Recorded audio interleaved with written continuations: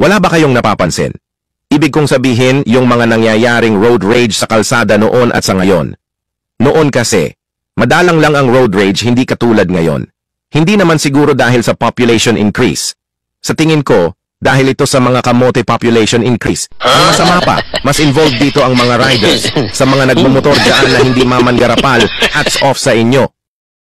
Sari-saring maaring dahilan. Pwedeng gara-gara lang, o kaya'y kayabangan or pasikat.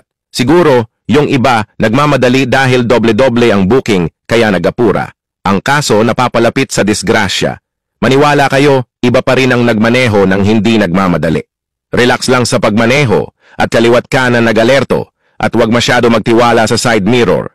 Minsan, kailangan, lumingon ka din sa iyong kaliwa at kanan lalo mas sa mga kabayanan ko saan meron congestion. Isipin palagi ang road safety protocol ng sa ganon, hindi po tayo masasaktan o makapanakit ng iba.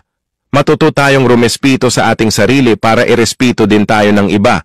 Sa pagmaneho ng gabi, ibaba ang headlights kung may kasalubong bilang paggalang. Hindi lang yung para di siya nasisilaw, no? Gumamit ng tamang light signals kung liliko sa kanan or kaliwa. Irespeto ang pedestrian lanes, double solid yellow lines, solid at broken lines, mag-menor sa mga intersections at iba pa. Sundin ang speed limits. Kung ang takbo nyo ay nasa 60 kph up, mag-flasher ka ng mga 150 meters bago paliliko at dahan-dahan ka na lumipat sa side kung saan nyo gusto lumiko. Sa mga stoplights, observe a 3 seconds allowance bago mag-go.